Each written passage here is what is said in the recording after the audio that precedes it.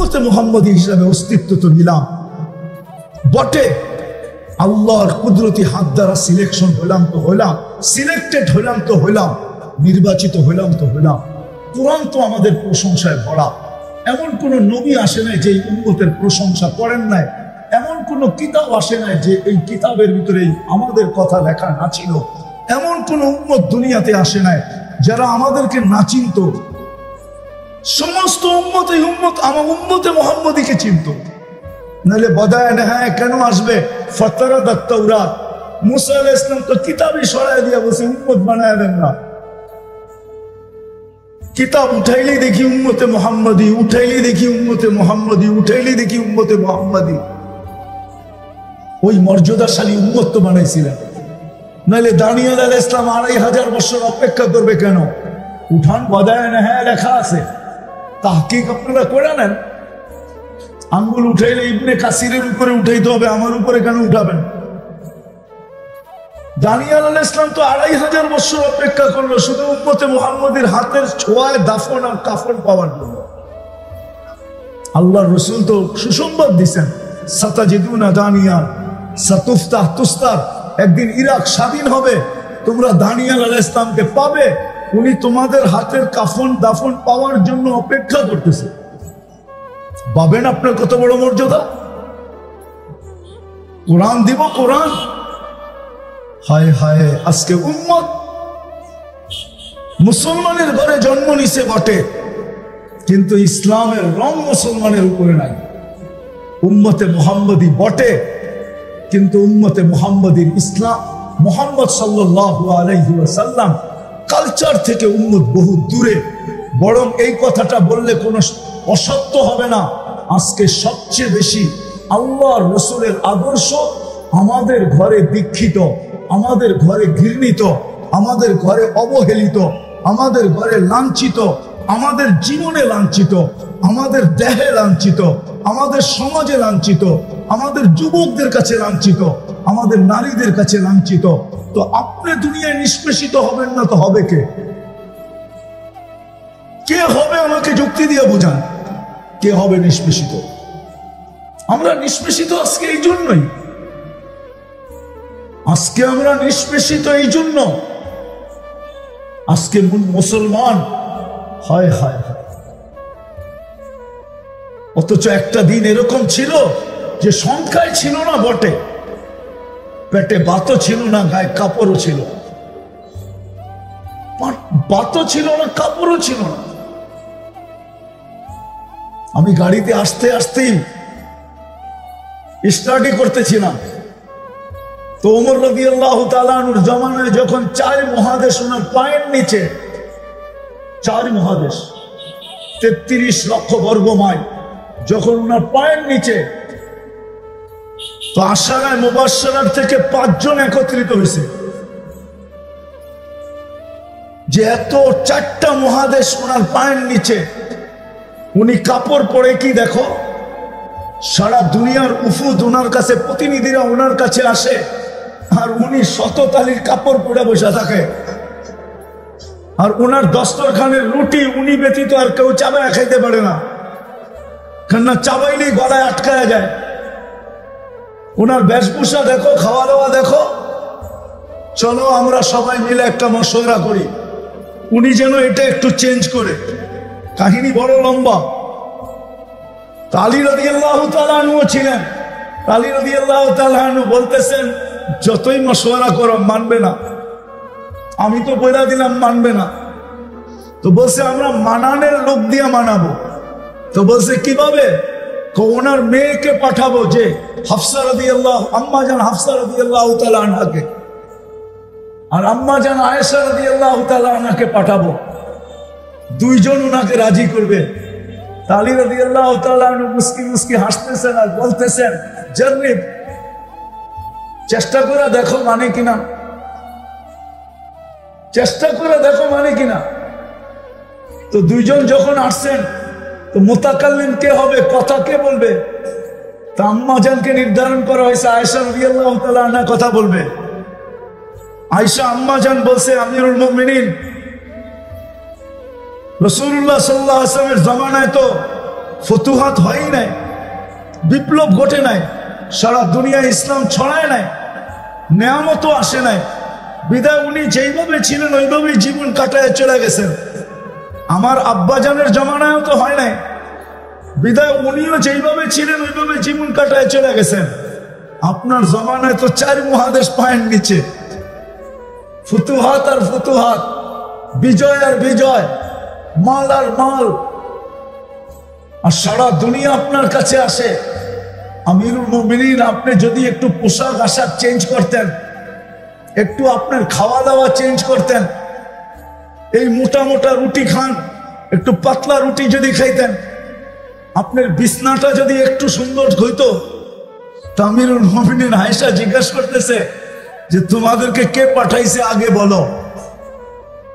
যদি অভয় দেন তাইলে বলতে পারি। আমিরুল মুমিনিন বলতেছে অভয় না, আমি যদি জানতে পারি যে কে পাঠাইছে তাইলে মারতে মারতে মারতে মারতে লহু লাহান করে দিব, রক্ত বাহির করে দিব। তারপরে গর্জন দিয়ে বলতেছিলেন নিজের মেয়েকে, লম্বা কাহিনী, যে তুমি বলো আল্লাহ রসুলের জীবন কিরকম ছিল। তারপরে উনি বলতেছেন দেখো 3 জন লোক বন্ধু ছিল, প্রথম জন তার গন্তব্যে পৌঁছে গেছে, দ্বিতীয় জন তার গন্তব্যে তার নকশে কদমে চলে গন্তব্যে পৌঁছে গেছে, আমি তৃতীয় রয়ে গেছি। তোমরা কি আমাকে জায়গার থেকে সরায় দিতে চাও যে আমি আমার ওই 2 বন্ধুর সাথে সম্মিলিত না হতে পারি? হায় বুঝার বিষয়। আজকে আমরা নির্যাতিত এই জন্য যে আমরা আল্লাহ রসুলের ইজ্জত রাখি নাই, আদর্শের ইজ্জত রাখি নাই। জাত তো জাত, আল্লাহ রসুলের আদর্শের ইজ্জত রাখি নাই।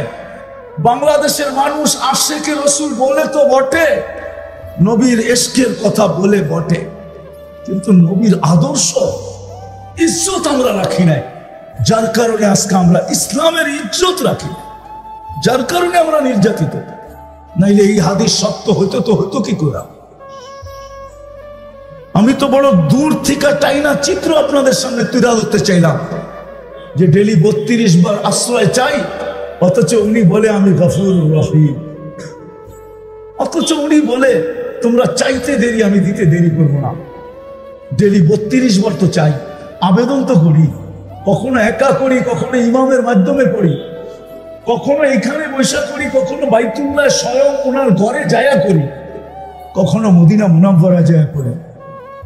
সব জায়গায় তো মুসলমান আবেদন করতেছে বাঁচান, কিন্তু আর তারপরও নির্যাতিত কেন? আল্লাহ আমাকে এটাই বোঝায় যে আমি বাঁচাবো তো বাঁচাবো কি করে? তোমরা আমার ইজ্জত রাখলা তো রাখলা কতটুকু? তোমরা তো ইসলামের ইজ্জত রাখো না। সত্য এটাই। এই জন্য আমাদের কাছে তো ইসলামের মহত্ব নাই, গুরুত্ব নাই। আজকে মুসলমানের কাছে ইসলাম দীক্ষিত। যদি দীক্ষিত না হইতো তাহলে মুসলমান সমাজ বিজাতির রঙে রঙে কি পুরা।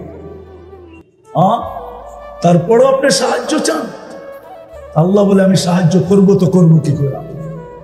এর জন্য তো আমার নবীর সাজে সাজানো না। আমার নবীর ইজ্জত তো, আমার বন্ধুর ইজ্জত তো রাখে নাই। আমারটা নিলে বাদে দিলাম, আমার বন্ধুর ইজ্জত রাখতো। কিন্তু আমরা তো মুহাম্মদুর রাসূলুল্লাহ সাল্লাল্লাহু আলাইহি ওয়াসাল্লামের ইজ্জত রাখি না। যদিও উনি এখনো চোখের পানি ঝরান, ওই হাদিসগুলা দেখলে আমার ভিতরে কাঁদতে থাকি।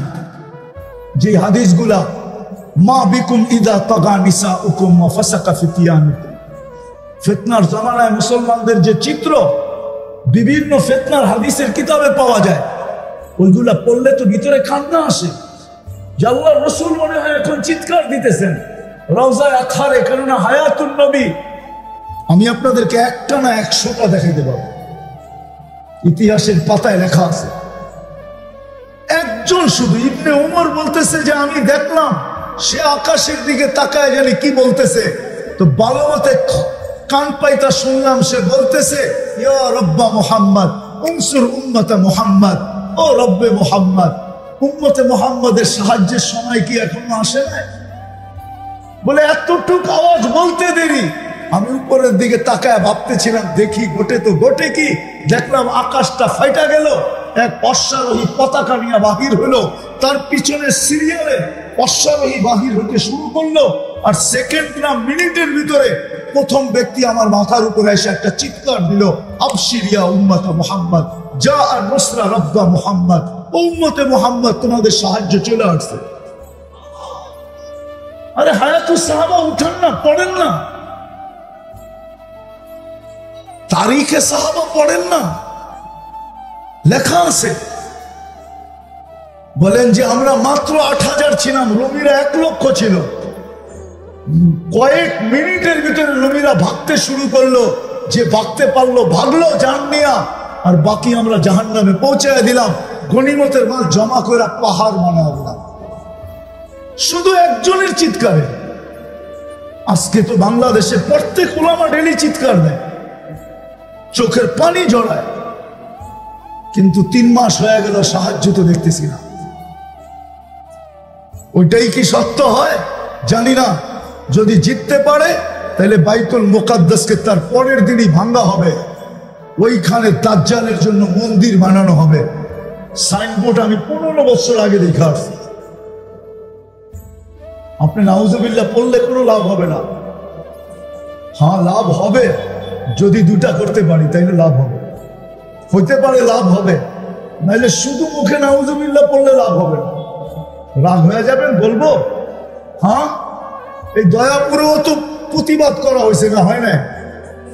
ফিলিস্তিনে ইসরায়েলের বিরুদ্ধে প্রতিবাদ হয় না? হ্যাঁ, কিন্তু যেদিন থেকে যুদ্ধ আজ পর্যন্ত একজন আমাকে হাত উঠায় বলো যে প্রতিবাদের পরে কন্টিনিউ আজ পর্যন্ত ডেলি রাত্রে 2 রাকাত সালাতুল হাজাত পড়া আল্লাহকে এই কথা বলছে যে মালিক প্রতিবাদ তো করলাম 7 সমুদ্র 13 নদীর এই পার থেকে, কিন্তু এখন আসলাম আপনার কাছে অভিযোগ করার জন্য। এরকম ডেলি 2 রাকাত সালাতুল হাজাত পড়ছে কয়জন আছে আমাকে হাত উঠায় বলতে পারবে? মনে হয় রাগ হয়ে গেলেন, ঠিক না? না না, রাগ হয়ে গেলেন না। আমার ওয়াজই তো ঠান্ডা, আমি তো গরম করতে শিখি নাই। কয়জন হাত উঠাইতে পারবেন বলেন? কিন্তু উচিত তো ছিল যেদিন প্রতিবাদ করছি প্রথম দিন, ওই দিন প্রতিবাদের ভিতরে বক্তৃতার ভিতরে এটাও বলা দরকার ছিল, ভাই প্রতিবাদ করলাম তো ঠিক আছে, কিন্তু রাত্রে কিন্তু অভিযোগ জানাবো আল্লাহকে। এটা তো উচিত ছিল, কোরআনের শিক্ষা ছিল। আরেকটা বললেও তো কেউ হাত উঠাইতে পারবে না, এটাও তো আল্লাহ রসুলের শিক্ষা ছিল। আর সাদকাতু তারুদ্দুল বালা, প্রতিবাদের সাথে সাথে তো এই 2টা স্লোগান দেওয়া, এই 2টা কথা বলা দরকার ছিল আমাদের জাতিকে, যে আজকের থেকে ফিলিস্তিনের জন্য 2 টাকা সদকা করি। আল্লাহ রসুল বলছে সদকার ভিতরে পাওয়ার আছে। এইখানের কুমিল্লার যুবকরা আমার কথা একমত হবে, ওদের একটা কোডওয়ার্ড আছে, মারমু এইখানে পড়বি যায় আরেকখানে। ওই জিজ্ঞাসা করেন, আমি পুরাটা বললাম না, ওদেরটারে একটু ঘুরে গেড়ায় বললাম আর কি। মারমু এইখানে পড়বি যায় কি? হ্যাঁ, আরে না, আমি ওদেরটা বললাম ঘুরে গেড়ায়। আমরা যদি এইখানে সৎকা দিতাম, হইতে পারতো সৎকা দিতাম এইখানে, এটার প্রভাব যায় পড়তো ইসরায়েল। আমরা তো দেই নাই। রাগ হয়ে গেলেন? এই জন্য মেরে দোস্ত শেষ জায়গায় চলে আসছি। আসেন, আজকে মুসলমান নির্যাতিত, इस घर को आग लगी है, इस घर के चिराग से मुझे अपनों ने लूटा, गैरों में कहां दम था, मेरी किश्ती वहां डूबी जहां पानी कम था। আপনি বলবেন হুজুররা তো আছে, এত বড় এত হুজুর দয়াপুরে, এরাই তো যথেষ্ট। না না, এটা উম্মত, হুজুর না। যদি এটাই সত্য হতো, হুজুর যদি সত্য হতো, তাহলে আম্মা জানের জিজ্ঞাসা করার কোনো প্রয়োজন ছিল না। আনুহলিকু ওয়াফিনা সালেহুন, আল্লাহর রাসূল আমরা ধ্বংস হইতে পারি যখন নেককার লোক আমাদের ভিতরে থাকবে। আল্লাহ রাসূল বলেছে ইদা কাসুরাল খাবাস, খারাপ লোকের সংখ্যা যখন বেড়ে যাবে, তখন নেককার লোকদেরকে হাতের ভিতরে হাত কড়ি করতে হবে, পায়ে বেড়ি করতে হবে, গলায় ছিকল পড়তে হবে, জেল জরিমানা কাটাইতে হবে নেককার লোকদের। এটা উম্মত উম্মত উম্মত উম্মত যদি না হতো তাহলে আমি বলতাম না। আজকে আমরা নির্যাতিত, শুধু মুহাম্মদুর রাসূলুল্লাহ সাল্লাল্লাহু আলাইহি ওয়াসাল্লামের আদর্শে আদর্শবান না হওয়ার কারণে। আমি তো বলি যদি শুধু একটা আদর্শবান হতো উম্মত, একটা আদর্শ, যদি উম্মত 5 ওয়াক্ত নামাজও পড়তো, আর কিছু করুক আর না করুক, 5 ওয়াক্ত নামাজও যদি 100% পড়তো, তাইলেও মনে হয় এক নামাজের দ্বারাই যথেষ্ট হয়ে যেত। উম্মতের উপরে কেউ আঙ্গুল উঠানোর ক্ষমতা হতো না। একদিকে আঙ্গুল উঠাইতে দেরি, আল্লাহ নাইমা আসতে দেরি করতেন। বদরে তো আল্লাহ এটাই বলছিলেন, ওমা রমাইতা ইদ রমাইতা ওয়ালাকিন্নাল্লাহ রমা। বন্ধু আপনি খেলেন না, আমরা খেলছি। আল্লাহকে যদি প্রশ্ন করি, তাহলে এত দূরে মদিনার থেকে নিয়ে আসলেন কেন বদরে? বদর কিন্তু মদিনার থেকে অনেক দূরে, কেন নিয়ে আসলেন? তা আল্লাহ যেন আমাকে বোঝাইতে চায়, বেকুব বন্ধু এখানে না আসলে তো খেলাও হতো না। খেলা জমানের জন্য বন্ধুকে নিয়ে আসছি, যাতে খেলা জমক। আর দর্শক না হইলে তো খেলতেও মজা লাগবে না। বন্ধুকে তো দর্শক হিসাবে নিয়ে আসছি, খেলছি তো আমি। আজকে আল্লাহই খেলতেন। এই জন্য আসেন আমরা তওবা করি, আসি এই বিশাল মজমার থেকে তওবা করি। আসি প্রথম তো তওবা করি। করবেন তওবা? কে কে করবেন দেখি? তাহলে আল্লাহকে বলেন না, হাত উঠায়, আল্লাহ অতীত থেকে তওবা করলাম। নামান হাত। দ্বিতীয় আমাদের কাজ হলো উম্মতকে বুঝান। এটা শুধু টাকা পয়সা, অনেকে অনেক রকম বলে। মেরে দোস্ত, চিৎকার দেওয়া সহজ, বাস্তব অন্য জিনিস। আমি চিৎকারের বিরোধিতা করতেছি না, চিৎকার অন্য জিনিস, বাস্তব অন্য জিনিস, বাস্তব অন্য জিনিস। আমি বিরুদ্ধে বলতেছি না, আমি পক্ষে, ফিলিস্তিনের পক্ষে। কিন্তু আপনি আমার মতো ফিলিস্তিনের গলিতে কাঁদেন নাই, আপনি আমার মতো কাঁদেন নাই, আপনি আমার মতো কাঁদেন নাই। শুধু শুধু আল্লাহ রসুল বলেন নাই, কিয়ামতের সবচেয়ে বড় আলামত ওয়াইলুল লিআরাব মিন শাররি কাদ ইকতারাব। উঠান কিতাব। আমরা তো দুনিয়া ঘুরে দেখি, বিধায় আমার ভিতরে ফিলিংস ভিন্ন, আপনার ভিতরে ভিন্ন। আমি আপনার বিরুদ্ধে না, আমার স্টাইল ভিন্ন, আপনার স্টাইল ভিন্ন। বিধায় আসেন দ্বিতীয় যেটা, আমরা একজন আরেকজনকে বুঝাই যে আমরা এটার থেকে অতদিন বাহির হতে পারবো না যতদিন পর্যন্ত আমরা ইউটার্ন না নিব। ইউটার্ন কোরআন এটাই বোঝায়, যাহারাল ফাসাদ ফিল বাররি ওয়াল বাহর বিমা কাসাবাত আইদিন নাস লিউযিকাহুম বা'দাল্লাযী আমিলু লাআল্লাহুম ইয়ারজিউন। আজকে রাস্তা একটাই খোলা, ইউটার্ন নেওয়া, আল্লাহ রসুলের আদর্শকে দিকে ফিরে আসা। একজন আরেকজনকে বুঝান যে যতদিন পর্যন্ত না ফিরব, ব্যাপার কঠিন থেকে কঠিন হতে থাকবে। দ্বিতীয়, আল্লাহ এটাই চান, নাহলে হাদিসে কুদসিতে কেন বলবে ইনতাবু ফাআনা হাবিবুহু? তওবা করতে দেরি, ইউটার্ন নিতে দেরি, আমাকে বন্ধু হিসাবে পাইতে দেরি হবে। যে মা বি উম্মতি, আমার উম্মতের কি হইল, এরা এরকম কেন হয়ে গেল, এরা ভুলে গেল আমি এদের জন্য চোখের পানি কোনোদিন বন্ধ করি নাই। তাহকিক আপনারা করে নিয়েন। জিবরিল আর মিকাইল জিজ্ঞাসা করছে, মা জালা আরাকা তাবকি, যখনই আপনাকে দেখি কাঁদেন কেন? বসে উম্মতের জন্য চোখের পানি থামে। মৃত্যু লগ্নে চলে যাবেন এখন আল্লাহর সান্নিধ্যে, তখনও চোখ বয়া পানি পড়তেছিল। জিবরিল আলাইহিস সালাম জিজ্ঞাসা করছে, আতাবকি ওয়ান্তা ইলা রফিকিল আলা, এখনো কাঁদেন? আপনি আল্লাহর সান্নিধ্যে চলে যাবেন এখনই। আল্লাহু ইয়ান্তাযিরু, আল্লাহ আপনার অপেক্ষায় অপেক্ষমান। উর্দু জগতে খুশি চলতেছে, হাবিব ইয়াসিরুল হাবিব, বন্ধু আজকে বন্ধুর কাছে চিরদিনের জন্য চলে আসবে। আপনি কাঁদেন কেন? তো বলছে ফামাল লিবাদি লিউম্মতি, আমার পরে আমার উম্মতকে কে দেখারা? ওই রাসূলের আদর্শ। আমরা নির্যাতিত হব না তো হব কে বলেন? আবুল সামরকান্দি রহমতুল্লাহ আলাইহি লেখছেন যে আল্লাহর রাসূল কবর থেকে যখন উঠবেন তখনও চোখে পানি থাকবে, ওয়াহুয়া ইয়াবকি, একদিকে চোখে কান্না থাকবে, মুখে বলতে থাকবে আইনা উম্মতি, আইনা উম্মতি ইয়া জিবরিল, জিবরিল আমার উম্মত কোথায়? যেদিকে তাকাই ওদিকে তো খালি দেখা যায়, ধুধু মাঠ, আমার উম্মত কোথায়? তো জিবরিল বলবে মা শাক্কাল আরদা আহাদুন ইল্লা আনতা, আপনি ব্যতীত জমিনের উপরে কাউকে উঠানো হয় না। আমি তো জানি না আমাদের ভিতরে দিল আছে না পাথর আছে। এখন পর্যন্ত কাউকে উঠানো হয় না। আপনি অস্থির হয়েন না, আপনি চিন্তিত হয়েন না, উম্মত ওঠে নাই। আমার সমাজের মানুষ তো পাওয়া যায় যে ইউনিয়ন পরিষদের একটা চেয়ারের জন্য নিজের তাজা রক্ত ঢেলা দিতে দ্বিধা করে না, স্ত্রীকে বিধবা করতে দ্বিধা করে না, বাচ্চাদেরকে এতিম করতে দ্বিধা করে না, মা বাবার বুক খালি করতে দ্বিধা করে না। আমাদের নবীজিকে তো কিয়ামতের দিন মাকামে মাহমুদ দিবেন। চিনেন মাকামে মাহমুদ কি জিনিস? শুধু তো এটাই পড়ি, ফাতাহাজ্জাত বিহি নাফিলাতাল লাক আসা আন ইয়াবআসাকা রাব্বুকা মাকামান মাহমুদা। কোনদিন তো মাকামে মাহমুদে ডুব দিয়া দেখি না যে মাকামে মাহমুদ জিনিসটা কি, এটা কোন চেয়ার।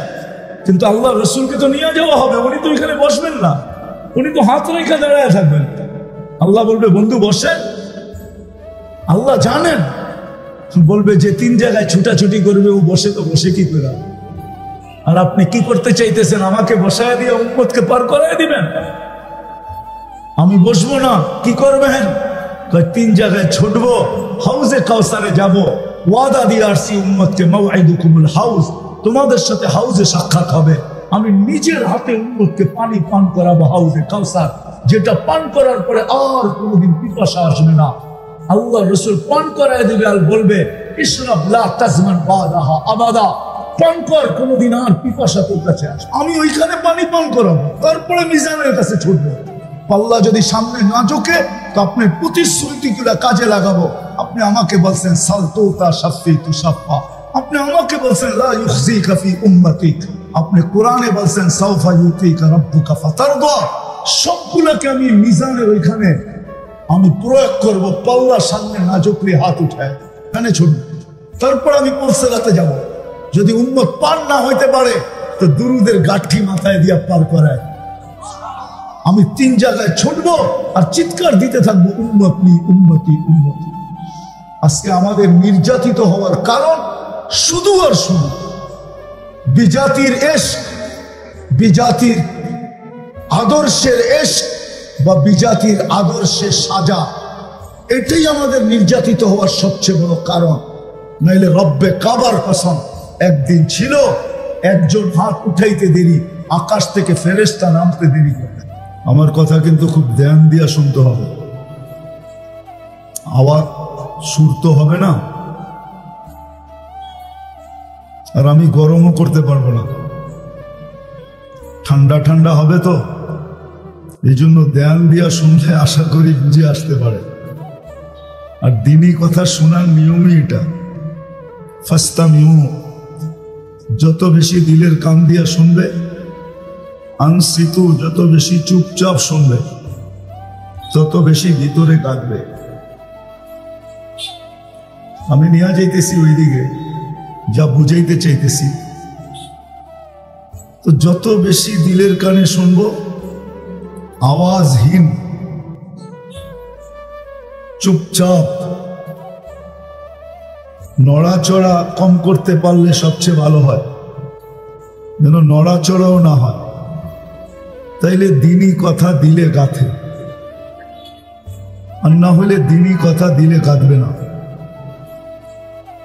একদিন দেখা যাবে শোনার মাত্রা অনেক হবে, জানার মাত্রা অনেক হবে, শিখার মাত্রা অনেক হবে, কিন্তু আমলের মাত্রা দিন দিন কমতে থাকবে। আজকে আমার সমাজের এটাই সবচেয়ে বড় অবক্ষয়, যে জানে অনেক, সবাই বলে আমি জানি, শুনে অনেক, জানে অনেক, শিক্ষায় দীক্ষায় কেউ কম না, কিন্তু মানার দিক দিয়ে দেখলে দেখা যায় যে বড় কম। মানার দিক দিয়ে বিলকুল কতটুকু কম বলবো এটা বুঝতে পারতেছি না, মানার দিক দিয়ে অনেক কম। এই জন্য আমি আশা রাখবো যে সবাই দিলের কানে চুপচাপ শুনবে। হ্যাঁ, যখন আওয়াজের প্রয়োজন হবে, আওয়াজের প্রয়োজন যাদের কথায় হয়, ওইখানে তোমরা আওয়াজ করবে, আমার কোনো আপত্তি নেই। কিন্তু আমার কথায় কোনো আওয়াজ হবে না, বিলকুল চুপচাপ। তো আমি যেটা বুঝাইতেছিলাম যে মুসলমানের ঘরে আমাদের অস্তিত্ব, আরেকটা শব্দ যোগ করা যায় যে আমরা উম্মতে মুহাম্মদী হিসাবে অস্তিত্ব নিলাম। দুনিয়া আখিরাতে পুরস্কারের অভাব নাই আমাদের জন্য। কোরআন তাকাইলে দেখা যায় এই উম্মতের জন্যই কোরআন, পুরাটা যেন এই উম্মতের প্রশংসায় ভরা, অঙ্গীকারে ভরা, ওয়াদায় ভরা। কিন্তু উম্মত হিসাবে অস্তিত্ব তো নিলাম, বড় বড় ওয়াদা তো আমাদের সাথে হইল। দুই চারটা দেখাই, তারপরে আমার কথা বুঝে আসবে। কোরআন তো বলে এই উম্মতি সদা সর্বদা উপরে থাকবে, আনতুমুল আলাউনা, এই উম্মতি সবচেয়ে উপরে থাকবে, কোনোদিন নিচে নামবে না। উলাইকা লাহুমুল আমান, নিরাপত্তার চাদর দিয়ে সদা সর্বদা ঢাকা থাকবে। লাহুম রিজকুন কারীম, ক্লান্তিহীন পালবে আল্লাহ এই উম্মতকে, সম্মানের রিজিক দিবে, ক্লান্তিহীন পালবে। আরেক হাদিসের ভিতরে দেখলে তো দেখা যায় যে পাখির মতো পালার অঙ্গীকার, হায়াতান তাইয়্যিবা, সুখের জীবনের ওয়াদা আমাদের সাথে। ইন্নাল ইজ্জাতা লিল্লাহি ওয়া লিরাসূলিহি ওয়া লিল মুমিনিন, ইজ্জতের মালা আমাদের গলায় পরানো থাকবে। 5টা দেখাইলাম, আরো 5 ডজন দেখানো যায়, কিন্তু বাদ বলে একটা টিপলেই হয়। জ্ঞানী লোককে ইশারা করলেই বলে যথেষ্ট হয়। আর যদি জ্ঞানী না হয় তো মিনারা দেখাইল নাকি চিনে না। যখন এত কিছু আমাদের জন্য, কিন্তু আজকে যদি তাকাই সারা দুনিয়ার দিকে, তাহলে দেখা যাবে মুসলমানের থিকা নিকৃষ্ট কোনো জাতি মনে হয় দুনিয়াতে বর্তমানে নাই। সারা দুনিয়ার চোখে সবচেয়ে নিকৃষ্ট মুসলমান। আমি প্রমাণ দিতেছি, সবচেয়ে বেশি নির্যাতিত মুসলমান। আচ্ছা, নিকৃষ্ট না মানবেন, নির্যাতিত মানবেন না? এটা মানবেন না? না, হুজুররা মানতে মনে হয় রাজি না। সবচেয়ে বেশি নির্যাতিত মুসলমান। কারণ কি? কেন নির্যাতিত, কেন নিষ্পেষিত, কেন অবহেলিত, কেন ঘৃণিত, কেন দীক্ষিত, কেন নিকৃষ্ট? নিকৃষ্ট যদি না হইতো তাহলে ডেলি 200-250 মানুষ কে হত্যা করা হইতেছে ফিলিস্তিনে। 3 মাসের কাছাকাছি হইতে চলল, আজ পর্যন্ত তো কোনো প্রাণীবাদীরা, যারা প্রাণী নিয়ে কাজ করে, প্রাণীবাদীরা, যেমন বাংলাদেশে এক সময় নিয়ম ছিল, আমি ঢাকা শহরের নিয়ম বলতেছি, কুমিল্লা শহরের নিয়ম আমি জানি না। আমি ছোটবেলায় ঢাকা শহরে দেখতাম রাত্রের বেলা সিটি কর্পোরেশনের লোক আসতো, কুকুরগুলাকে ধরতো আর ইঞ্জেকশন দিত আর ট্রাকে উঠায় নিয়ে যেত। কিন্তু এখন প্রত্যেক দিন যাবেন, যত রাত্রেই যাই, যেই গলিতেই ঢুকি, মানুষ না থাকলেও কুকুরের সম্মেলন থাকে। 2, 4, 20টা 30টা কুকুর পাওয়া যায়। কেননা প্রাণীবাদীরা ওনা কোর্টের মাধ্যমে এটা করাইছেন যে না, কুকুরকে আর এইভাবে ইঞ্জেকশন দিয়ে মারা যাবে না। তো ডেলি 300 লোক 200 লোক মারা যায়। কিন্তু আজ পর্যন্ত প্রাণীবাদীরা ছোট একটা প্রতিবাদ পর্যন্ত কোনো পত্রিকায়, কোনো মিডিয়ায়, কোনো হোয়াটসঅ্যাপে, কোনো ফেসবুকে কোথাও ওরা দেয় নাই। আপনারা জানেন দিছে? প্রাণীবাদীদের পক্ষ থেকে যে এতগুলা মানুষকে কেন রাতের অন্ধকারে মারা হয়, নিরীহ মানুষগুলাকে, ছোট ছোট বাচ্চাগুলাকে, মহিলাদেরকে, ওরা কোনো প্রতিবাদ করে নাই। কেননা ওরা এটাতে একমত যে মুসলমান মারা যাইতেছে এটা প্রাণীর কাতারে পড়ে না। কিন্তু আমার বিশ্বাস এতগুলা কুকুরও যদি মারা যেত, একত্রিত করে কোথাও রাতের অন্ধকারে কেউ বোম মারা মারত, তাহলে আমার বিশ্বাস প্রাণীবাদীরা চিৎকার দিতে দিতে দিতে দিতে মিডিয়াকে আন্ধার করে ফেলত। কিন্তু ওরা আজকে কোনো চিৎকার দেয় না। এটা দিয়ে আমি বুঝাইতে চাইতেছিলাম যে ওদের চোখে কিন্তু মুসলমান বড় নিকৃষ্ট। বাকি আমি এটা উদ্রু করলাম, কেননা নিকৃষ্ট আমরা মানতে চাই না। মুসলমানের চোখে না, কোরআনের চোখে না, হাদিসের চোখে না, আল্লাহর চোখে না, বর্তমান দুনিয়ার চোখে আমি বুঝাইতে চাইতেছি। সবকিছু বাদেই দিলাম, শুধু এটাকেই নিলাম যে আমরা আজকে নির্যাতিত কেন। অথচ কোরআন তো বলে আমরা সবার উপরে থাকবো, কিন্তু দুনিয়াতে আমরা সবার নিচে কেন? উম্মতে মুহাম্মদী হওয়া সত্ত্বেও বাবার বিষয় কিন্তু চিন্তা করার বিষয়, আমরা নির্যাতিত কেন? আবার ওদের হাতে নির্যাতিত, ধ্যান দিয়া শুনতে হবে। কিন্তু আমরা কিন্তু ডেলি 32 বার আল্লাহর কাছে বলি যে আল্লাহ ইহুদি নাসারার হাত থেকে আমাদেরকে বাঁচান, গায়রিল মাগদুবি আলাইহিম ওয়ালাদ-দাল্লিন। এটা কিন্তু প্রত্যেক রাকাতে আমরা বলি যে আমাদেরকে ইহুদি নাসারার হাত থেকে বাঁচান। আদর্শ থেকে বাঁচানো মানে ওদের হাত থেকেও বাঁচানো। কিন্তু আজকে শত শত বৎসর আমরা এই দুই জাতির হাতে নির্যাতিত কেন? কি ফিলিস্তিনিরা কার হাতে নির্যাতিত? কত বৎসর ধরে? আজকে 75 বৎসর ধরে নির্যাতিত। ওইখানেও তো ডেলি পড়ে না, প্রত্যেক রাকাতে এটা পড়ে না। আপনারা পড়েন? কি বুঝা পড়ি? আমি তো আল্লাহর কাছে ডেলি পানা চাইতেছি, আশ্রয় চাইতেছি, আবেদন করতেছি। সূরা ফাতিহা তো দরখাস্ত, আবেদন তো করতেছি আমাদেরকে এদের হাত থেকে বাঁচান। কিন্তু আমরা এদের হাতে নিষ্পেষিত কেন? কারণটা কি? যতক্ষণ পর্যন্ত রোগের কারণ না ধরা যায় ততক্ষণ পর্যন্ত রোগ নির্মূল করা যায় না। আজকে আমাদের ভাবা উচিত কারণটা কেন, কারণ কি? সংখ্যায় তো মুসলমান কম না, আজকে দুনিয়াতে 200 কোটি মুসলমান। অর্থের দিক দিয়ে যদি দেখি তাহলে সারা দুনিয়ার 70% সম্পদ মুসলমানের কাছে।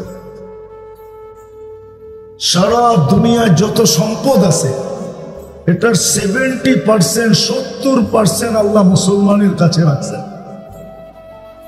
দুনিয়ার সবচেয়ে বড় টাকা আল্লাহ মুসলমানকে দিয়েছেন। মুসলমানের চেয়ে বড় কোনো টাকা দুনিয়াতে কারো কাছে নাই। কুয়েতের টাকা দুনিয়ার সবচেয়ে বড় টাকা। 1 টাকা দিলে এখনো $5 পাওয়া যায়, $5।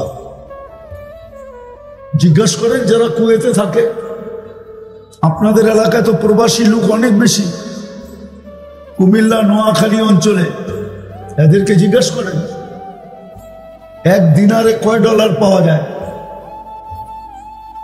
সংখ্যাও আমরা বেশি, সম্পদও আমরা বেশি, দুনিয়ার সবচেয়ে বড় টাকা আমাদের কাছে। দুনিয়ার সবচেয়ে বেশি প্রসাধনী ব্যবহার করে মুসলমান। মুসলমানের চেয়ে প্রসাধনী কেউ বেশি ব্যবহার করে না। দয়াপুরের এক একটা বাড়ি যায় দেখেন, এক একটা শোরুমকে হার মানায় দিবে, এত প্রসাধনীর জিনিস। প্রসাধনী বুঝেন তো? ফার্নিচার, কাপড় চোপড়, হ্যাঁ, সোনা গয়না, ঠিক না? মেকআপ শেকআপের জিনিস, এক একটা বাড়ি যায় দেখেন আমাদের দেশে, প্রত্যেক অঞ্চলে, শুধু দয়াপুর না, বড় বড় শোরুমকে হার মানায় ফেলবে। বড় শোরুমেও এত দামি দামি জিনিস নাই, কিন্তু সবচেয়ে বেশি প্রসাধনী ব্যবহার করে মুসলমান, সবচেয়ে বেশি কাপড় ব্যবহার করে মুসলমান, সবচেয়ে বেশি ব্র্যান্ড ব্যবহার করে মুসলমান। দুনিয়ায় যত ব্র্যান্ড তৈরি হয়েছে শুধু চলমান মুসলমানের কারণে। মুসলমান যদি না কিনতো ব্র্যান্ডের, তো দুনিয়ার কোনো ব্র্যান্ড টিকা থাকার মতো ছিল না। আপনি আমাকে বুঝাইতে হবে না তো, কারণ আমি তো দুনিয়া চষে বেড়াই, আমার কামই হলো দুনিয়া ঘুরা। আমি বড় কাছের থেকে দেখি। বাংলাদেশে পাওয়া যাবে যার জুতার দাম 20 লাখ টাকা। নেটে সার্চ দেন, এখনই চলে আসবে। বাংলাদেশে এরকম লোক পাওয়া যাবে যার জুতার দাম 20 লাখ টাকা। পায়ে দেয় না মাথায় দেয়? হ্যাঁ, 20 লাখ কোথায় দেয়? এটা তো মাথায় রাখা দরকার ছিল, ঠিক না? বাংলাদেশে পাবেন আপনি এক একটা টি শার্টের দাম 1 থেকে 1.5 লক্ষ টাকা, আরো বেশি পাবেন। কিন্তু দুনিয়ার সবচেয়ে বড় ধনী যে বিল গেটস, নেটে সার্চ দিয়ে দেখেন ওর টি শার্টের দাম কত, ওর প্যান্টের দাম কত। দুনিয়ার সবচেয়ে ব্র্যান্ড ব্যবহার করে মুসলমান। কিছু যুবকের চেহারা দেখতেছি, এই জন্য বলতেছি, এরা নেটে সার্চ দিয়ে দেখো, দুনিয়ার সবচেয়ে দামি জিনিস ব্যবহার করে মুসলমান।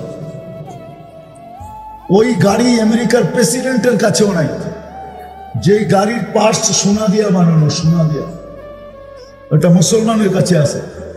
ব্রুনাইয়ের প্রেসিডেন্টের গাড়ির পার্টস সোনা দিয়া বানানো। সবচেয়ে দামি জিনিস, তারপর নির্যাতিত কেন? সর্বদিক দিয়ে আল্লাহ মুসলমানকে বেশি দিলেন, নির্যাতিত কেন? এটাই একটু বুঝাইতে চাইতেছি অল্প সময়ের ভিতরে। আল্লাহ করুক, বুঝে আসুক। আবার স্টাইলের দিক দিয়া বিজাতিদের থেকে, মুসলমানের থেকে স্টাইল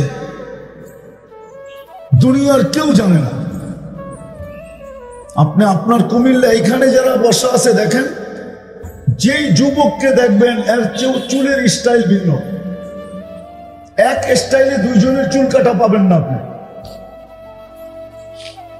এরা সারা দিন রাত নেটের ভিতরে শুধু চুলের স্টাইল দেখতে থাকে। যার যেটা পছন্দ হয় ওটাকে স্ক্রিনশট দেয়, তারপরে নিয়ে যায় সেলুনে। ওর সর্বনাশ হয় আর সেলুনওয়ালার পৌষ মাস হয়। জিজ্ঞাসা করেন, এরা যে ডিজাইন নিয়ে যায়, ওটা সাধারণ চুল কাটার যেই টাকা নেয়, আপনাদের এখানে সাধারণভাবে চুল কাটায় কয় টাকা নেয়? হ্যাঁ, কত? 50 টাকা, ঠিক না? ওই পাশের যুবককে জিজ্ঞাসা করেন, স্ক্রিনশটে নিয়ে গেলে কয় টাকা নেয়? 50 টাকা। ও তো ডিজাইন দেখে দাম নির্ধারণ করে। আগে ডিজাইন দেখে দেখা চেহারাটা একটা বেঁকা করে, তারপরে বলে এটা 300 টাকার কমে কাটা যাবে না।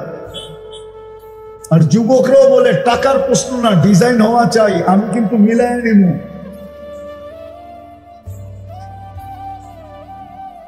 আমি সত্য বলতেছি, 14 তারিখ কুমিল্লায় যেভাবে উদযাপিত হয়, আমি কসম খায় বলতে পারি আমি আমেরিকায় এরকম উদযাপন হইতে দেখি নাই। 14 তারিখ হুজুররা চিনবে না, তোমরাও চিনো, মাদ্রাসাওয়ালা। ইন্না লিল্লাহি, জামু তো জামু করি। আমি তো মনে করছি মাদ্রাসাওয়ালা বোঝে না 14 তারিখ কি জিনিস, এই জন্য তো আমি মাসের নামও বলি নাই। কেননা 14 তারিখ যারা বোঝার ওরা বুঝবে। আমি তো আমেরিকাতে একবার ছিলাম 14 তারিখে, অস্ট্রেলিয়ায় ছিলাম একবার, ওইখানেও তো আমি এরকম উদযাপন হইতে দেখি নাই। ফুল নিয়ে এরকম মারামারি হইতে দেখি নাই। কুমিল্লায় তো ফুল নিয়ে মারামারি হয়, জিজ্ঞাসা করেন যুবকদেরকে। 14 তারিখে ফুল নিয়ে কারাকারি হয়, শুধু যুবকদের মাঝে না, যুবতীদের মাঝেও হয়। এমন না যে যুবতীরা একবারে দুধের দোয়া, তা না। মিন্নি এখানেও পাওয়া যাবে। মিন্নি বোঝেন? মনে হয় বোঝে নাই। সলনায় ফাঁসায়া তারপরে জবা করে দেয়, এটা কুমিল্লায়ও পাওয়া যাবে। 14 তারিখে মেসেজ দেয় 20 জনকে, কিন্তু দাঁড়ায় থাকে একজন নিয়ে আসো, 19 জনই দূরের থেকে খালি তাকায় থাকে। তারপরে মিলা স্লোগান বাহির করে, মিছিল বাহির করে, ছ্যাক খাইলা আমার ভাই, আগেরটা বললাম না, আগেরটা ওরাই মিলায় নি বলে। আমি তো আমেরিকা তো দেখি নাই, বরং একজন আরেকজনের সাথে দেখা হইলে গালে গাল লাগায় আর এতটুকু বলে ইউ আর মাই হানি, তুই আমার মধু, বাস শেষ। অস্ট্রেলিয়া তো দেখি না। 31st নাইট আমার দেশে যতটুকু উদযাপিত হয় আমি কোথাও দেখি না। দুনিয়ার তো কোনো মহাদেশ বাদ নাই, 7টাই তো দেখলাম, উন্নত দেশও তো বাদ নাই, কিন্তু 31st নাইট তো আমি আমার দেশের মতো দেখি না। যুবকদেরকে জিজ্ঞেস করেন, ওদের তো নির্দিষ্ট জায়গা আছে, ওইখানেই লাফালাফি করে। আর এই দয়াপুরেরও এরকম কোনো বাড়ির ছাদ নাই যেখানে লাফালাফি না করে, না করে না। হ্যাঁ, তাহলে সর্বদিক দিয়েই তো আমরা আগে, তারপরও আমরা সারা দুনিয়া নির্যাতিত কেন? আমি যুবকদেরকে একটা প্রশ্ন করব, যুবক, 99% আমার সমাজের মানুষ ইহুদি খ্রিস্টানদের আদর্শে আদর্শবান, এদের সবকিছুকে ভালোবাসো, নাইলে তোমার চুলের স্টাইল এরকম হবে কেন? উম্মতে মুহাম্মাদীর চুলের স্টাইল তো কোরআনে বর্ণিত আছে যে মুহাল্লিকিনা রুহুসাকুম আও মুকাসসিরিন, চুলের স্টাইল তো কোরআনে দেওয়া আছে। মা বোনদের সাজগোজ তো আল্লাহর রাসূল শিখায় গেছেন। ইসলামে কি সাজগোজ নাই? যদি সাজগোজ না থাকতো তাহলে হুজুরকে জিজ্ঞাসা করেন, আল্লাহর রাসূল সফর থেকে ডাইরেক্ট কোনোদিন বাড়িতে আসেন না, আগে কোথাও অবস্থান করতেন, বাড়িতে খবর দিতেন। আর এটার উদ্দেশ্য এটাই ছিল যে ঘরের মহিলারা যেন সাজগোজ করে রেডি হইতে পারে। এতটুক সাজগোজ করে বাড়িতে আইসা দেখতে দেরি, একজন আরেকজনকে গলা লাগাইতে যেন দেরি না হয়। তো ইসলাম তো সাজগোজ শিখাইছে, কিন্তু আমার সমাজের তো 90% মহিলারা এখন সাজগোজ করে নেট দেখা, পোশাক বানায় নেট দেখা। আমাদের পুরো সমাজটাই এখন ওদের মতো, কিন্তু তারপরে ওরা আমাদের হাতে আমরা নির্যাতিত কেন?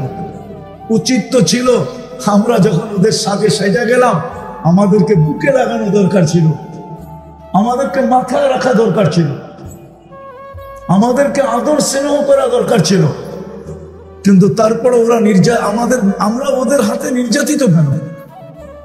আপনি ফিলিস্তিন দেখেন না, আপনি মিডিয়ায় ফিলিস্তিন দেখছেন, আমার মতো তো চোখে ঘুরা ঘুরা ফিলিস্তিন দেখেন না। আপনার মিডিয়ায় দেখা ফিলিস্তিন, আমার মতো 2 চোখ দিয়ে দেখা ফিলিস্তিন আপনার সামনে নাই। রাগ হয় না, আবার আমি অহংকারও করতেছি না। বসনিয়া আপনি মিডিয়ায় দেখছেন, 2008-এ আমি বসনিয়া দেখে আসছি। আপনি বসনিয়া আমার মতো গলি ঘুরা ঘুরা দেখেন নাই, বিধা আপনার অনুভূতি আর আমার অনুভূতিতে অনেক পার্থক্য হবে। আমরা তো বেশিরভাগই ওদের সাজে সাজলাম, আদর্শে সাজলাম, তারপর ওরা আমাদেরকে বুকে নেয় না কেন? যাক, এটার সলিউশন আগে দিয়ে আগে যাইতেছি।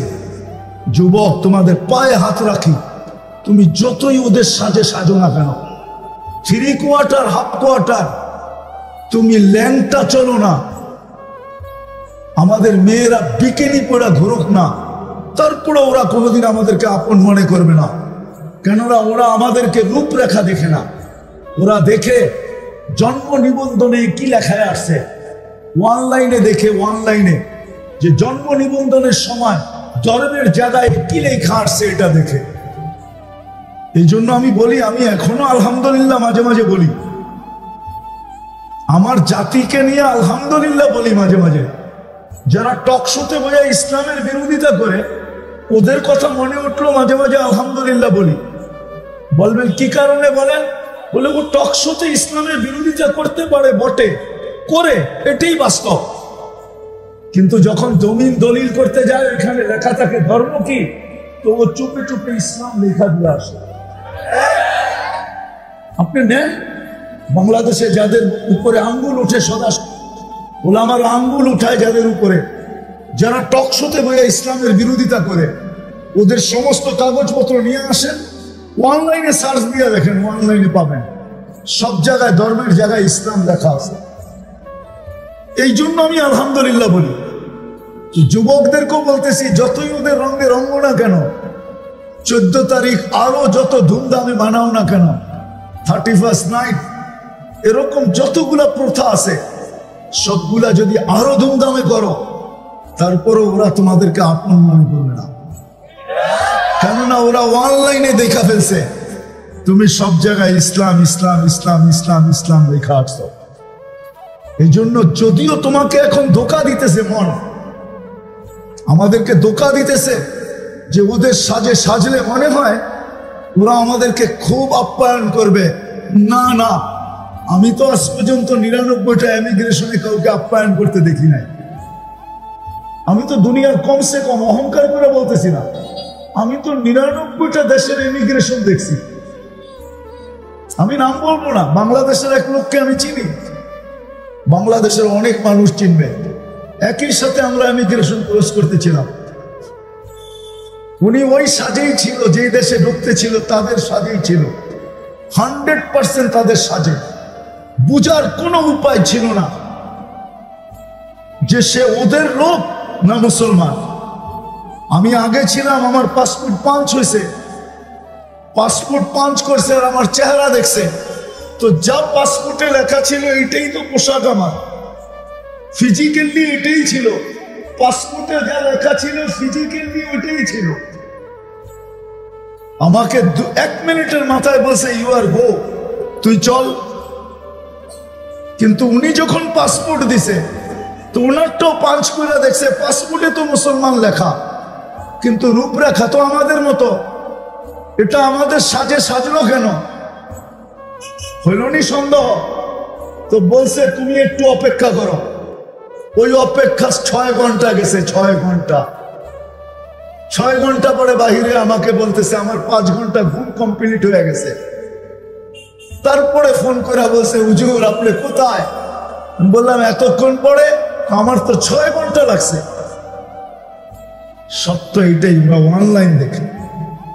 এই জন্য তোমাদের পায়ে হাত দিয়ে বলি, আজকে আমরা নির্যাতনের কারণ শুধু আর শুধু আল্লাহ মুসলমান হিসাবে, উম্মতে মুহাম্মদী হিসাবে অস্তিত্ব দিয়েছেন বটে, কুদরতি হাত দিয়ে উম্মতে মুহাম্মদী বানাইছেন। আমাদের ইচ্ছায় না, আল্লাহর ইচ্ছায়। ওইখানে ইচ্ছা চলছে আল্লাহ, ইলেকশনে না সিলেকশনে। নমিনেশন পাইতে দেরি, ফুল ছিটাইতে দেরি করে না, ইলেকশন তো বহুত দূরে। আর এইখানে মানুষের হাতে ইলেকশন, মানুষের হাতে সিলেকশন, জনগণের হাতে সিলেকশন। আমি বুঝানোর জন্য বলতেছি। আর আমরা তো উম্মতে মুহাম্মদী, আল্লাহর কুদরতি হাতের সিলেকশন। নাইলে কোরআন কেন বলবে হুয়াজতাবাকুম? আল্লাহ তো নিজে বলতেছে জাহিদু ফিল্লাহি হাক্কা জিহাদি হুয়াজতাবাকুম ওমা জাআলা আলাইকুম ফিদ-দীন মিন হারাজ। আল্লাহ তো কুদরতি হাত দিয়ে আমাদেরকে সিলেকশন করলেন, উম্মতে মুহাম্মদী হিসাবে পাঠাইলেন। শুধু সিলেকশন তো করেন নাই, সাথে সাথে একটা মুকুটও তো লাগাইয়া দিছেন। আপনি মুকুটও বলতে পারেন অথবা মনোগ্রামও বলতে পারেন যে আপনার আমার উপরে মনোগ্রাম লাগানো আছে। মনোগ্রাম বললে কম হয়ে যাবে, মুকুট বললে, তাজ বললেই হবে ঠিক। আমাদের মাথায় একটা তাজও লাগানো আছে, কুনতুম খায়রা উম্মাহ। এটা কোনো কোরআনের আয়াত না, এটা তাজ। যেমন আমি কখনো কখনো বলি যে সাহাবায়ে কেরামকে আল্লাহ কোরআনে 1500 মেডেল দিয়েছেন। 1500 আয়াত আছে সাহাবাদের সামনে। বিদায় সাহাবাদেরকে আল্লাহ সাহাবাদেরকে আল্লাহ 1500 মেডেল দিয়েছেন। যে উম্মতকে আল্লাহ নিজ হাতে সিলেকশন করলেন, বাছাই করে আগে রেখা দিলেন। যে উম্মতকে আল্লাহ সিলেকশন করলেন, ইলেকশন না সিলেকশন, ওই উম্মত আজকে এরকম নির্যাতিত। ডেলি 32 বার আল্লাহর কাছে বলি আল্লাহ এদের হাত থেকে আমাদেরকে বাঁচান। আজকে 3 মাসের মতো চলছে, যেখানে আল্লাহর খলিল শোয়া, ফিলিস্তিনে তো অদিয়ে খলিলে ইব্রাহিম আলাইহিস সালাম শোয়া আছেন। যেখানে আল্লাহর রাসূল চিহ্ন দেখাইছেন, ওই ফিলিস্তিনেই তো মুসা আলাইহিস সালাম শোয়া আছেন।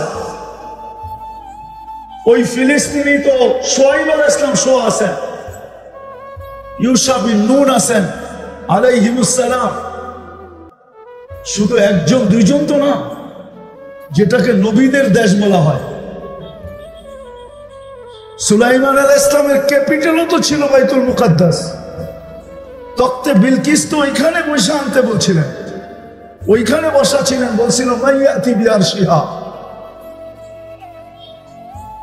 তো সমস্ত নবীদের, যেটাকে দিয়ারুল আম্বিয়া বলা হয়, আজকে 3 মাসের মতো নির্যাতনের শিকার। আমাদের চোখের পানি ঝরতেছে, চোখের পানি ঝরতেছে, উলামায়ে কেরামের চোখের পানি ঝরতেছে। প্রতিবাদে মুসলমান ফাইটা পড়তেছে।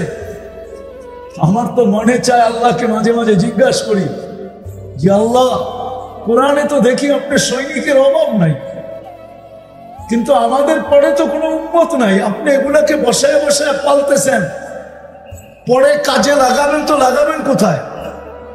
আমাদের নবীজির পরে তো কোনো নবী নাই, তো এগুলা কাজে লাগাবেন তো লাগাবেন কোথায়? আমি শেষ জায়গায় চলে আসছি, আর লম্বা করবো না, শেষ জায়গায় চলে আসছি। তো যেটা বুঝাইতেছিলাম যে আপনি কাজে লাগাবেন তো লাগাবেন কোথায়? কিন্তু আল্লাহ যেন মনে হয় আমাকে জবাব দিতেছে, 32 বার আবেদন করলে কি হবে, আর এই প্রশ্ন উঠাইলে কি হবে? আমি যে আমার সৈনিককে কাজে লাগাবো, লাগাবো তো লাগাবো কার জন্য? ওর জন্য লাগাবো যে নেটে দেখা চুল কাটে? ওর জন্য লাগাবো যে নেটে দেখা সাজগোজ করে? ওর জন্য লাগাবো যাদের একটা বিষয় এরকম পাওয়া যায় না? রাগ হয়ে যাবেন বলবো, এইখানে ওলামা ছাড়া যারা আমরা আছি, যদিও বয়স অনেক হয়ে থাকে, একজনও তো হাত উঠাইতে পারবে না যার বিয়ের বয়স 40 বছর হয়ে গেছে, যে আমি যেদিন বিয়ে করছি আমি কোনো আলেমের কাছে যা বলছি যে আমার বিয়ে পড়ানোর অনুষ্ঠানটা আল্লাহর রসুলের বিয়ে পড়ানোর অনুষ্ঠান যেরকম ছিল ওরকম আমি করতে চাই। যদি আলেম জিজ্ঞাসা করে কেন, বলছে কিয়ামতের দিন দুনিয়াতে দেখি আর না দেখি, কিয়ামতের দিন যখন দেখা হবে তখন যেন আমি আল্লাহ রসুলের কাছে হাত পাতার সুযোগ পাই যে আমার বিয়ে পড়ানোর অনুষ্ঠানটা আপনার আদর্শ মতো ছিল। শুনছি আপনি দয়ার নবী, কিনারাবিহীন দয়া, আপনার দয়ার সাগর, কিনারাবিহীন সাগর, আপনি উম্মতের জন্য চিৎকার দিতেছেন উম্মতি উম্মতি বইলা। যেখানে সমস্ত নবীরা নফসি নফসি বলতেছে, আপনি নিজের পরিবারকেও চাইতেছেন না, শুধু উম্মতি বলতেছেন আর দৌড়াইতেছেন আমাকে কি দিবেন দেন না। এই কথা বলে বিয়ের অনুষ্ঠান পড়ানোর অনুষ্ঠান হয়েছে, একজনও তো আমাকে হাত উঠে বলতে পারবে না, একজনও তো না। বলবেন বিয়ে তো আমি হুজুর দিয়েই পড়াইছি, পড়াইতে পারেন আপনি, নাইলে তো বুখারীর প্রথমে হাদিস আসতো না, ইন্নামাল আমালু বিন্নিয়াত। আপনি যদি শব্দগুলা উচ্চারণ করতেন তাহলে তো সওয়াবের অধিকারী হতেন, কাউকে হাত পাততে পারতেন। এক যুবক আমাকে বলো যে ও একদিন চুল কাটছে এই নিয়তে আল্লাহর রসুলের আদর্শ মতো, যে আমি একবার চুল কাটছি আল্লাহর রসুলের আদর্শ মতো। এই কথা ভাবতে ভাবতে যে কিয়ামতের দিন যখন দেখা হবে তখন বলবো আমার কাছে কিছু নাই, আপনার উম্মত তো বটে কিন্তু আমার কাছে কিছু নাই, কিন্তু আমি জীবনে একদিন আপনার আদর্শে চুল কাটছিলাম, আপনি আমাকে কি দিবেন দেন না। এক যুবক হাত উঠা। আল্লাহ যেন আমাকে বলতেছে, তো আমি কার জন্য সৈন্য পাঠাবো, আমার সৈনিক কার জন্য পাঠাবো, আমি আবাবিলকে হুকুম কার জন্য দিব? আমি তো দিতে দেরি। হাতিকে যদি পাউডার বানাইতে পারে তাহলে ট্যাঙ্কেও আবাবিল পাউডার বানাইতে পারে না, পারে না? হ্যাঁ, আবাবিল কার বানানো? ট্যাঙ্কার বানানো? মানুষের বানানো। আল্লাহরটা পাওয়ারফুল না মানুষেরটা পাওয়ারফুল? এখনকার আবাবিলের কি পাঞ্জা নাই?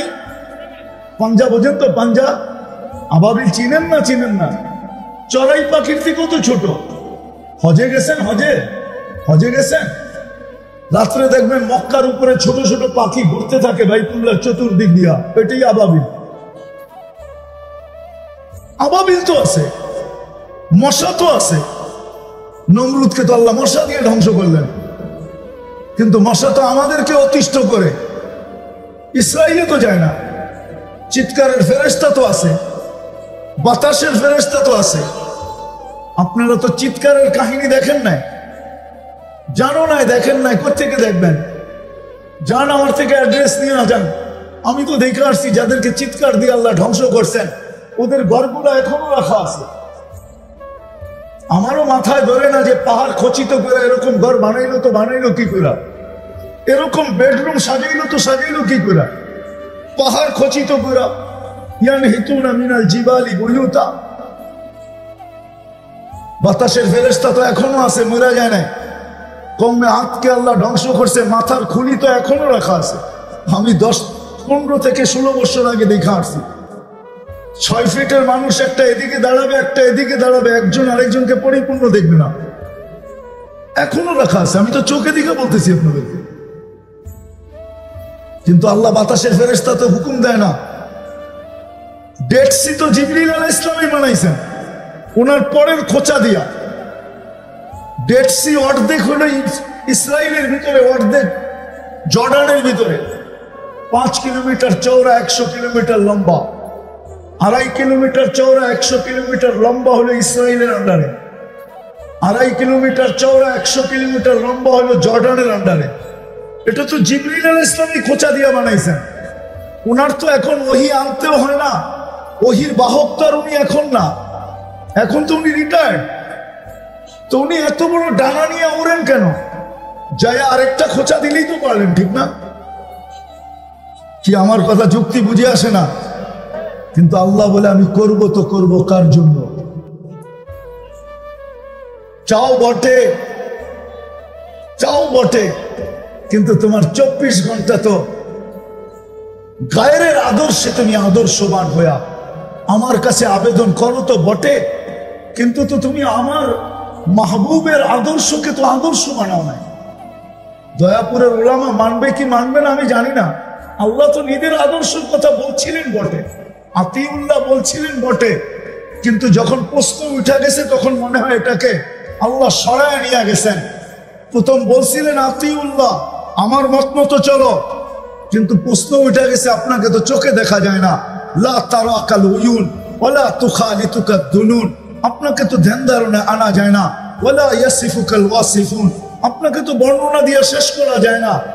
আপনার মন মতো চলবো তো চলবো কি কইরা? আপনার কথা মতো চলবো তো চলবো কি কইরা? তখনই আল্লাহ বলছে আতিউর রাসূল, মান আতা আর রাসূল ফাকাদ আতা আল্লাহ। তাইলে আমার বন্ধুর আদর্শ মতো চলো, আমার বন্ধুর আদর্শ মতো চলো। আল্লাহ যেন আমাকে বলে আমি কার জন্য পাঠাবো বলো আমাকে। তো মেরে দোস্ত, আমার কথা শুরু এটাই ছিল। সমগ্র জগৎ কি মনে হয় আল্লাহ রহমতের ছোঁয়া দিতেন না? কাউকে দিতেন না, কোন সৃষ্টিকে না, না জিন না ইনসান না ফেরেশতা না কোনো প্রাণী, কাউকে রহমতের ছোঁয়া দিতেন না যদি বন্ধু না আসতেন, যদি বন্ধু না হইত, মুহাম্মদুর রাসূলুল্লাহ যদি না হইতেন। আজকে যতটুকু রহমত পাইতেছি কোন ছোঁয়াই আল্লাহ কাউকে দিতেন না। উনি যখন চিরদিন থাকেন নাই, মৌত ওনাকেও ছাড়ে নাই। জিজ্ঞাসা করছিলেন উনি মালাকুল মৌতকে, অনুমতি দিলে আমাকেও নিয়ে যাবেন? তো বলছে হ্যাঁ, অনুমতি দিলে আপনাকেও নিয়ে যাবো। সবাইকে তো অনুমতি ছাড়াই নিয়ে যাই, শুধু আপনি একক ব্যক্তি যার ব্যাপারে আল্লাহ বলে দিছে অনুমতি ছাড়া ঢুকবেও না আনবেও না। মনে হয় বোঝেন নাই? অনুমতি ছাড়া কামরায় ঢুকবেও না, আর অনুমতি ছাড়া বন্ধুকে উঠে নিয়েও আসবে। অনুমতি দিলে তারপরে ঢুকবে, তারপরে আনবে। তো বলছে আপনি একক ব্যক্তি, আল্লাহ বলে দিছে অনুমতি ছাড়া ঢোকা নিষেধ, অনুমতি ব্যতীত বুকে হাত রাখা নিষেধ। অনুমতি দিলে আপনাকেও নিয়ে যাবে। এই জন্যই মনে হয় কবি লেখছেন লাউ কানাতিদ দুনিয়া মুখাল্লাদা, দুনিয়া যদি চিরদিন কারো জন্য হতো মা মাতা মুহাম্মাদা। তাহলে কোরআন হাদিস পর্যালোচনা করলে দেখা যায় যে মুহাম্মদুর রাসূলুল্লাহ দুনিয়ার থেকে যাওয়ার ব্যক্তিত্ব ছিলেন না। উনিও যখন চলে গেছে আর কতদিন থাকবো আমরা? কিন্তু নিজেকে ফুটায় যেতে হবে। যুবক ভালো মতে বোঝো। এই জন্যই মনে হয় আল্লাহ সতর্ক করছেন, লা ইয়াক্তারুকা শাবাবুকা, যৌবনের তরঙ্গ যেন তোমাকে বিমুখ না করে, দিক হারা না করে, তোমাকে মাতাল না করে, উদাসীন না বানায়, পাগল না বানায় দেয়। যৌবনের তরঙ্গ যেন তোমাকে এদিক ওদিক না করে। কাম মিন শাব সাবাকাকা ইলাল মাউত, আমরা নারাজ হয়ে গেলে কিন্তু যৌবন সহ উঠে নিয়ে আসবে। হায় হায় হায়, যৌবন সহ কবরের করে ঢুকায় দিব। আর হাজারো ঢুকায় দিছেন। আজকের দুনিয়ায়, আজকের দিনে খুঁজলেও পাওয়া যাবে সারা দুনিয়ায় কয়েক লক্ষ মানুষ মারা গেছে, তার ভিতরে পাওয়া যাবে যুবকের সংখ্যাই বেশি। চলে যেতে হবে। বাকি নারী পুরুষকে আল্লাহ সতর্ক করছেন, লা তাফরাহ বিদুনিয়াইকা, দুনিয়ার উন্নতি তোমাদেরকে যেন বিমুখ না করে। ফাইন্নাকা গায়রা মুখাল্লাদ, তুমি চিরঞ্জীব না, চিরঞ্জীব না, চিরঞ্জীব না। এই জন্যই ফেরেশতা কানে ধ্বনি দিবে আয়েশা, জালাল ইশতিগাল বাকিয়াল ওয়াবাল, মারা যাওয়ার সাথে সাথে কানে ধ্বনি দিবে জালাল ইশতিগাল, ইনকাতাতিল আজাল ওয়া ইনকাতাতিল আমাল, তোমার বয়স শেষ, আশা শেষ। দ্বিতীয় ফেরেশতা বলবে জালাল ইশতিগাল, ব্যস্ততা শেষ, ব্যস্ততা, বাকিয়াল ওয়াবাল, সব ঘাটি সামনে। বিদায় নিজেকে ফুটায় যেতে হবে, ফুটায়। সত্য এটাই। 14 তারিখে ফুটন্ত ফুল ব্যতীত কেউ হাত দেয় না। জানে যেই ফুল ফোটে নাই ওটা নিয়ে গেলে জুতার বাড়ি দিব, জুতার বাড়ি। মনে হয় বোঝেন নাই, যুবকরা কিছু কিছু হয়তো বুঝছে, ফুট দেখা বোঝা যায়। আইতেছে ফেব্রুয়ারির 14 তারিখ, ঠিক না? সেপ্টেম্বর চলতেছে, আর কয়েক মাস পরেই ফেব্রুয়ারির 14 তারিখ আসবে, ঠিক না? ফুটন্ত ফুল ছাড়া কেউ হাত দিয়া ছোঁয় না, ঠিক না? ছোঁয় না কি? হ্যাঁ, গ্রাম না থাকলেও চলে, কিন্তু ফুটন্ত হইতে হবে। কি ফুটন্ত? আর যদি ফুটন্ত না হয়, লয়া গেলে জুতা, জুতা, ঠিক না? হ্যাঁ, আই ডট ডট ইউ লিখবো তো দূরের কথা, জুতা দিব, জুতা। আই ডট ডট ইউ বোঝো? বোঝে এরা, ফিডার তো খায় না, কিন্তু লড়ে চড়ে না আর কি। আই ডট ডট ইউ লিখবো না, বরং জুতার বাড়ি, জুতা ফেসবুকের ভিতরে ঢুকায়া তোমার মুখের উপরে মেরে দিব। কইব তুই একটা ফুটন্ত ফুল আনতে পারোস নাই? তো ফুল ফুটা ব্যতীত যেরকম মানুষ হাত বাড়ায় না, রব্বে কাবার কসম,